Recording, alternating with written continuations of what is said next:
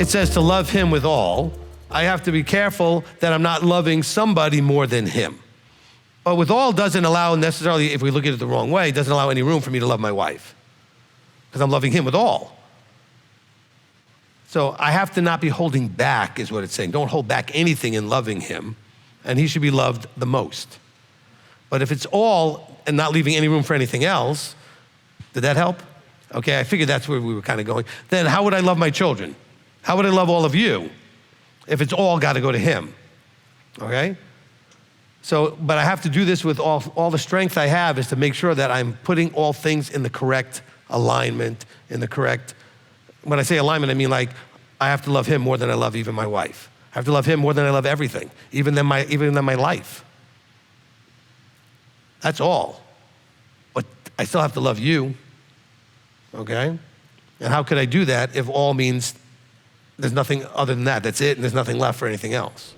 Rather than try to figure out, is this trial for this reason or that reason, I would be gauging my progress based on maybe two things. One is, the more as you continue to listen to what he's giving in the teaching, the more you realize, I'm doing that, I'm feeling that way, I'm thinking that way, I'm applying this way, then you know the progress you're making compared to maybe where you would have been in the past. Or when you go back and listen to a teaching that you maybe weren't fully with, 2 years ago, and you re-listen to it and you go, oh, no problem. Then you know you're making progress. Second way, as you get these quizzes, and that's what I called it in the teaching about baptism of fire, okay, which is we go through these trials and tests. These are like pop quizzes that come up. Now, these quizzes that come up, you can examine how you handle it and how you would have handled it in the past. Now, you might not be able to think that way initially while you're in the thing, but then you should pause and go, wait a minute, I'm actually doing pretty good, because I would have flipped out and fallen apart 2 years ago or last year or whatever it was. That's another way for you to gauge, like a report card, right, your progress.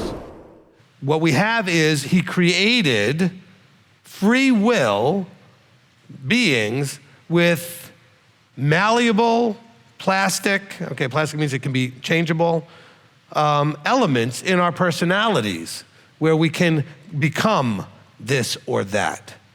We can make choices, right or wrong. We can desire this or that, whether it's right or wrong for us.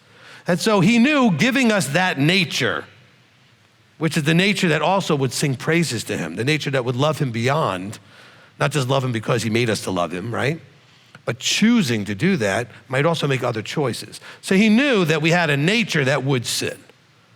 So it's not that there's an original sin and everything would have been fine if they hadn't screwed it up. I mean, everyone wants to blame Adam and everybody for screwing it up. No, anything he had created, any human being would have messed it up at some point. A lot of people do things knowing full well, informationally, it could blow up in their face, but they don't have enough relationship with that to trust it, so they ignore it and do it anyway. Anybody ever do that? I've done that many times, okay? All the guys are raising their hand because we've all done those kind of dumb things. We know it's stupid. We know it's likely to burn us, blow up in our face, hurt us in some way, and we think, well, I'll get away with it, and it won't happen. Because remember, this person says he goes after immediately like an ox going to slaughter, and in chains a fool and punishment till an arrow strikes. When you go through the minefield, you're all of a sudden shocked that it blows you up. So, yes, you have information. I think this person isn't like shocked, like, oh my gosh, I got shot. But not a relation to know it, to say, yeah, if I do this, I will get hurt. This is what the whole scriptures is about, for you to have a knowing and not just an information.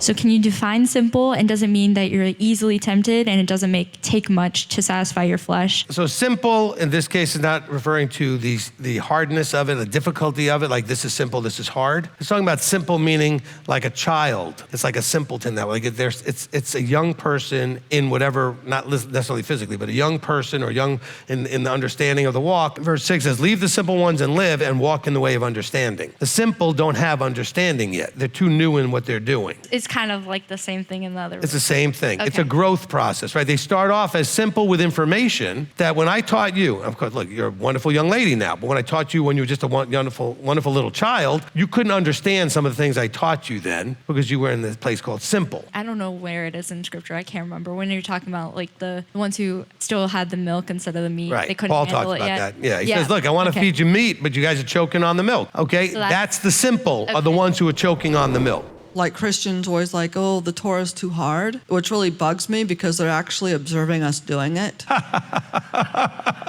That's hysterical. I had never thought of that. Very well played. So if Torah is a mistake, being a mistake created by a perfect creator, then doesn't that mean Yah would have set his children up for failure, knowing ahead of time that the Torah was too hard, but he gave it to them anyway, and then he turns around and give it to the Gentiles? So that's just ridiculous. That's kind of the problem with simple. Christianity wants you to stay in simple, because if you go beyond simple, you realize how illogical a lot of what they say is. It's not logical that he would insist for 4,000 years people do this, and then all of a sudden say, nah, that was too hard. Okay, first of all, not that the Creator could ever make a mistake, but I would think if he did, it wouldn't take him 4,000 years to figure that out. Oh, but we're a kingdom of priests. No, you are not. One day. Okay, one day. Oh, we're mishpacha. That means family. Yes, you're supposed to be, but you're acting more like worldly family than his family because you bicker and fight and ignore and do all the things that secular people do. We're not there yet. Oh, but we should be able to do this and this because that person's Torah observant. Well, you don't have no idea what they do. Okay? You have no idea. You see what you see, but what about all the internal stuff and the stuff you don't see? All of us are heading, hopefully, in that direction. Wheat and tares are growing up together, all right? So we're aiming at being family in every possible sense properly with that. We're aiming at being trustworthy, Torah-observant people that don't overcommit and underproduce and that kind of thing. If you had a plan that you knew over a consistent period of time would end up in your favor, even though it will not work in your favor every single time, you know that sometimes it's going to blow up a little bit.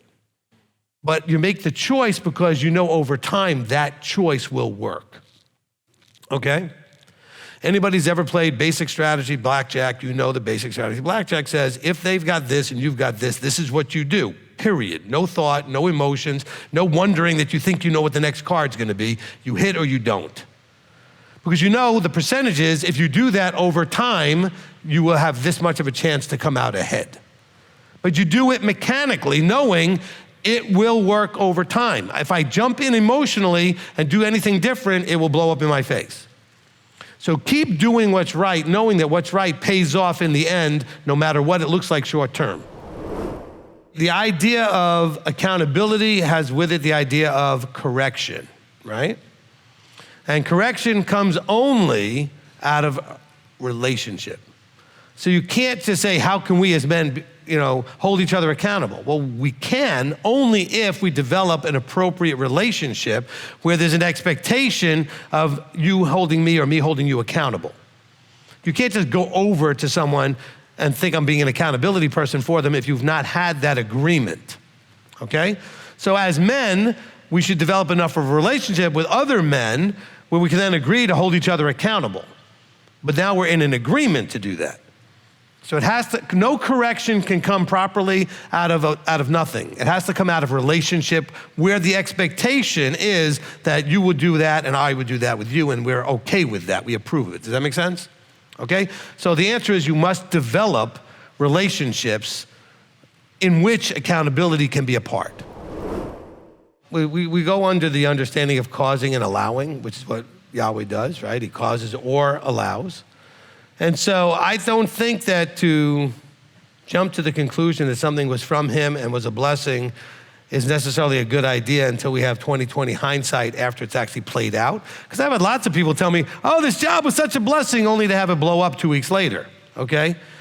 But you wanted to believe, and that's from the Christian mindset, where everything good is from him and everything bad is from the enemy, and it's not. Look, some things just happen, okay? A lot of stuff that happens is because you were prepared when the opportunity showed up and it lined up. I mean, that just happens sometimes. Things just line up. You needed a car, somebody ended up with a car opportunity that you needed and it just happened to line up perfectly at that same time when you needed it, et cetera, et cetera. However, you may look back later and realize there was some provision there. Even if it was just allowing it, he allowed it because he knew I needed it and it played out the way it did.